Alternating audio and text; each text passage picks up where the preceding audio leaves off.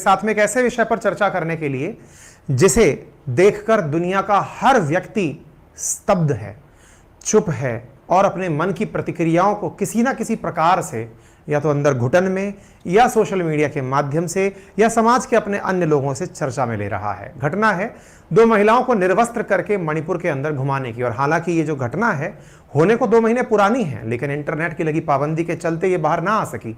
और जैसे ही बाहर आई दुनिया भर से प्रतिक्रियाएं आना शुरू हुई और प्रधानमंत्री नरेंद्र मोदी से दुनिया भर के लोगों ने सवाल पूछे। सवाल ही नहीं, इनकी प्रतिक्रिया पर कईयों ने तो बहुत ही अल्टीमेट प्रतिक्रियाएं दी हैं। एक प्रधानमंत्री के द्वारा लगातार 78 दिनों तक चुप रहना, जब मणिपुर के अंदर 2 बड़े समुदायों के द्वारा आपस में संघर्ष किया जा रहा हो, बहुत सारे लोगों पर बहुत सारे प्रश्न खड़ा करता है। और यही कारण है कि मानसून सत्र हो या दुनिया के न्यूज़पेपर, सभी जगह पर यह प्रश्न बार बार पूछा जा रहा है कि अल्टीमेटली सरकार कर क्या रही है। तो चलिए बताते हैं दुनिया की प्रतिक्रिया मणिपुर की इस घटना पर। शुरुआत करते हैं। आपको याद होगा हमने कल ही यानी कि अभी से लगभग 24 घंटे पहले मणिपुर में महिला के साथ अभद्रता पर उबला भारत करके एक सेशन किया था अपने एक और प्लेटफॉर्म अंकित इंस्पायर्स इंडिया पर। होपफुली आपने वहां देखा होगा।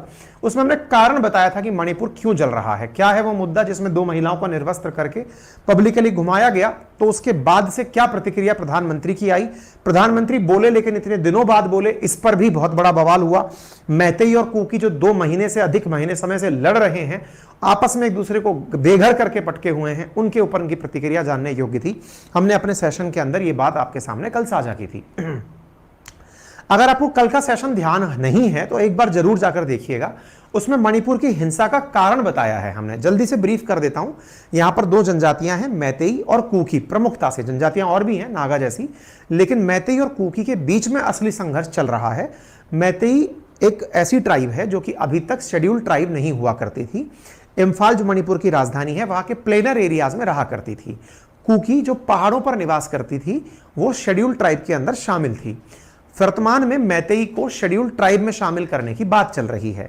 मैतेई जो कि वहां पर बहुसंख्यक हैं, मैतेई जो रिलीजन में हिंदू धर्म मानते हैं, मैतेई जिनकी वहां पर जो विधानसभा है वहां पर 60 में से 40 विधायक हैं, लेकिन लैंड इनके पास मात्र 10% ही है। ऐसी स्थिति में कुकी जो पहाड़ों पर रहते हैं, शेड्यूल्ड ट्राइब हैं और ईसाई धर्म मानते हैं, इनके बीच में यह विवाद शुरू हुआ। आप कहेंगे आपने धर्म क्यों बताया? धर्म इसलिए बताया क्योंकि अब इस लड़ाई में धर्म का भी एक एंगल धीरे धीरे जुड़ता चला जा रहा है। इसीलिए आज के सेशन में इस विषय पर भी चर्चा होगी। ऐसी स्थिति में इन दोनों के बीच असली संघर्ष, कुकी जहां एक और मैतेई को नहीं चाहते कि शेड्यूल्ड ट्राइब में शामिल किया जाए, वहीं मैतेई नहीं चाहते कि शेड्यूल्ड ट्राइब्स के नाम पर कुकीज के पास सारे संसाधन हो और कुकीज के क्षेत्र में जाने के लिए मैतेईज को इनर लाइन परमिट लेना पड़े। ये इनके विवाद का असली कारण है। आप चाहें तो जाकर के इसे सुन सकते हैं, हमने इसको कल ही कवर किया है। ठीक है, आगे बढ़ते हैं। फिलहाल मणिपुर का जो वायरल वीडियो है, मोदी का गुस्सा है, आदि सब चीजें फिलहाल ट्रेंड कर रही हैं कि मोदी ने गुस्से में आकर के कहा कि बख्शा नहीं जाएगा, किसी को भी माफ नहीं किया जाएगा। तो उसके बाद क्या हुआ ये कि 4 लोग मैसिव आउटरीच जब हुआ, यानी कि इस घटना का जो विरोध हुआ, उसके बाद इस वीडियो के बाद में गिरफ्तार कर लिए गए।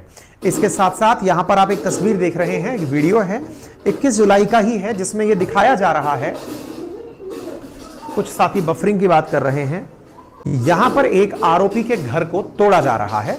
और तोड़ने की जो ये प्रक्रिया आप यहां देख रहे हैं, असल में ये गुस्साई महिलाएं हैं जिन्होंने उस आरोपी को, आरोपी जिसने महिला को निर्वस्त्र करके घुमाया था, उसके घर को तोड़ती हुई दिखाई पड़ रही हैं। ठीक है, इसके बाद में अब दुनिया की प्रतिक्रिया जानते हैं, क्योंकि अल्टीमेटली महिलाओं का निर्वस्त्र होकर घूमना समाज को बहुत ही ज्यादा शर्मसार करता है। जिस घर में भी महिलाएं हैं या पुरुष संवेदनशील हैं, उन्होंने इस घटना पर अपने मन में बहुत ज्यादा पेन फील किया है।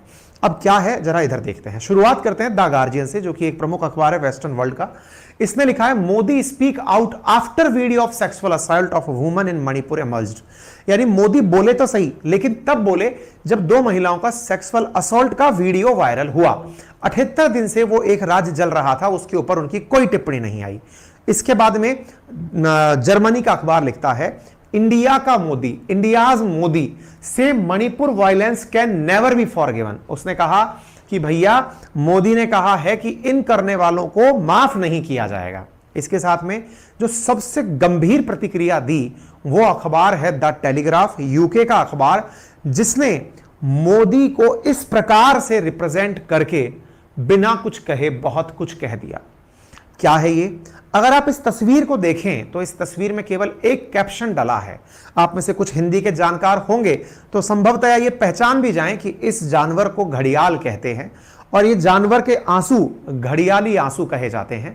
घड़ियाली आंसुओं को दिखावा के आंसू या दिखावे के दर्द के प्रतिबिंब करने के रूप में लगाया जाता है।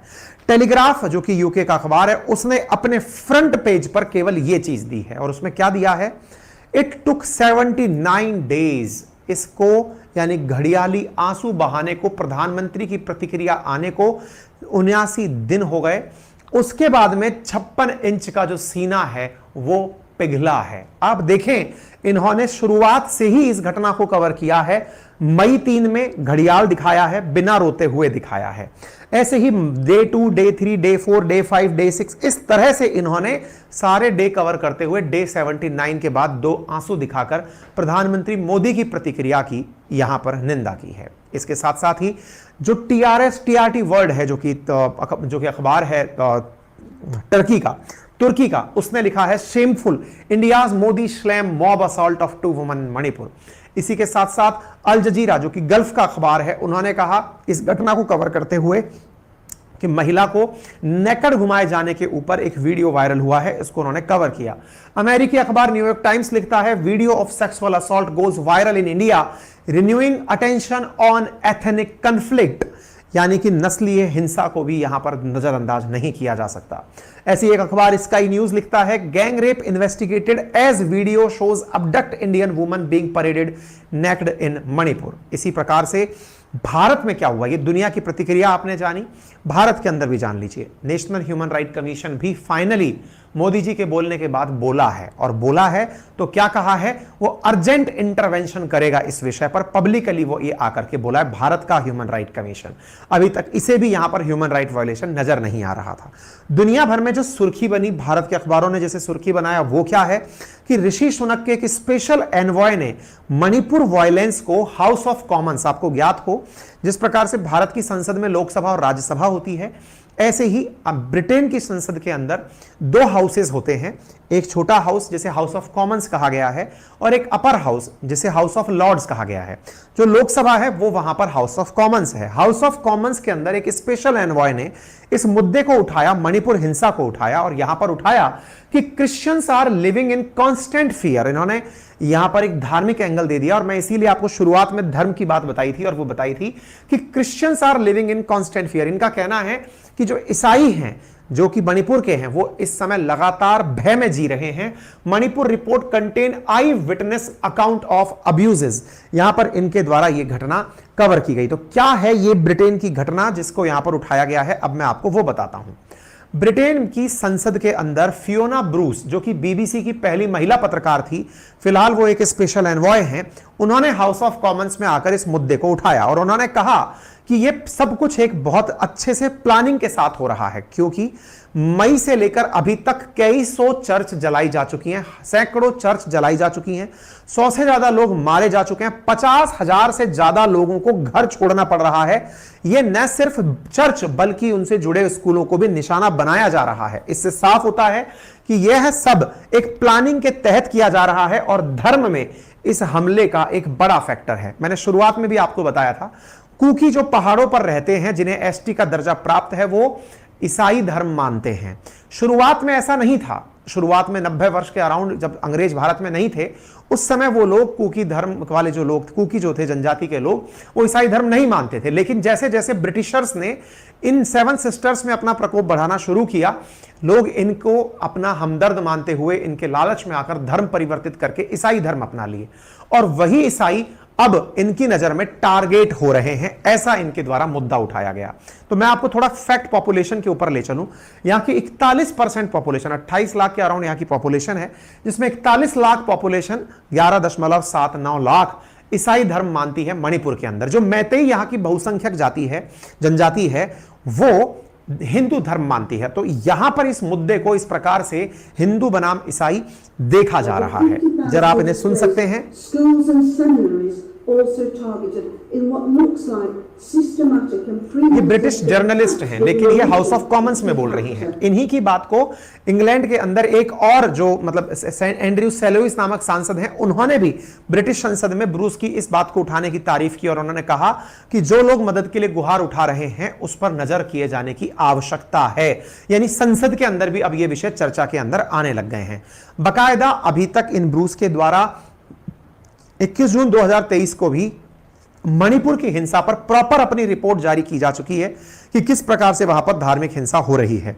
इनके द्वारा जो बात रेज की गई उसमें इस बात का ध्यान दिया गया कि संभवतया इस विषय के ऊपर जो आर्क बिशप ऑफ कैंटरबरी हैं वो इस विषय पर अपनी प्रतिक्रिया अवश्य देंगे। अब ये कौन है? दुनिया भर में जिन्होंने भी क्रिश्चियनिटी अपनाई, जिनका ओरिजिन ब्रिटेन से हुआ, क्रिश्चियन धर्म जिन्होंने अपनाया, ईसाईयत जिन्होंने अपनाई, उनके लिए दुनिया भर में कुछ आर्क बिशप, एक प्रकार से समझिए बड़े पोप, पादरी नियुक्त किए गए। उन पादरियों में arc bishop of Canterbury Bharat के क्षेत्र के अंदर ईसाई जिन्होंने मान्यता रख रखी है उनके हितों की रखवाली करने वाले व्यक्ति हैं। इनका कहना था आर्क बिशप इस विषय के ऊपर बात उठाएं। ये कौन है? अब वर्तमान में आर्क बिशप जस्टिन वेलबाई हैं। जस्टिन वेलबाई से अपेक्षा की जा रही है कि वे भारत के मुद्दे पर प्रतिक्रिया दें। ये हैं जस्टिन वेलबाई, जिन्हें आप पूर्व में जो महारानी थी उनके साथ तस्वीरों में देख सकते हैं। ये वो आर्क बिशप हैं जो कि भारत आकर के जलियांवाला बाग हत्याकांड पर अपने द्वारा भारत से माफी मांग चुके हैं। ये वो हैं जो भारत आकर के जलियांवाला बाग में आकर क्षमा मांगे और कहे कि भैया जलियांवाला बाग नहीं होना चाहिए था, हम इस बात की निंदा करते हैं। ये वो आर्क बिशप हैं जब इंडिया आए थे तो ये स्वर्ण मंदिर भी जाकर के ईसाई मतलब जो सिख बंधु हैं उनके साथ में इस जगह जाकर मत्था टेके थे। यानी एक प्रकार से सांप्रदायिक सौहार्द के साथ साथ ये ईसाइयों के लिए भी इंडिया के अंदर प्रयास करते रहते हैं। इनके ऊपर भी प्रश्न रेज किया है ब्रूस के द्वारा कि निश्चित इसके ऊपर कुछ करेंगे। इसके बाद में फिर बात करते हैं अमेरिका की प्रतिक्रिया क्या आई। तो अमेरिका ने कहा, अमेरिका के जो भारत के अंदर एनवॉय हैं, इन्होंने कहा कि हम लोग पूरी इस घटना से विक्षिप्त हैं।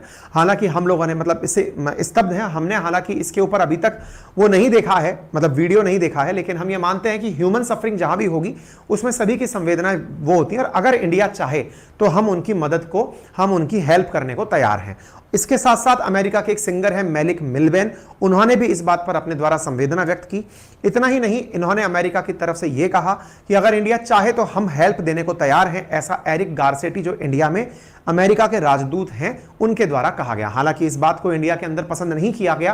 कांग्रेस के द्वारा कहा गया कि यह हमारा आंतरिक मसला है, इस पर आप चुप रहें तो बेहतर होगा, और यह वास्तविकता भी है। क्योंकि इससे पहले यूरोपियन यूनियन के द्वारा भी भारत में हो रही मणिपुर की हिंसा पर अपने द्वारा प्रश्न उठाए गए थे, जिस पर भी भारत की तरफ से जो भारत के स्पोक पर्सन है अरिंदम बागची, उन्होंने यूरोपियन यूनियन को यह कहते हुए चुप करा दिया था कि आप विदेशी मीडिया हैं, आप विदेशी लोग हैं, हमारे आंतरिक मसलों पर दखल ना दें, आपके लिए यही बेहतर होगा। हमारे द्वारा हिदायत भी दी गई थी।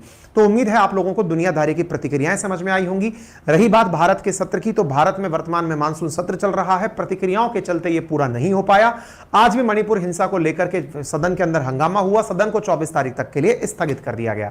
उम्मीद है आप सभी साथियों को यह सारी जानकारी अच्छे से समझ में आ गई।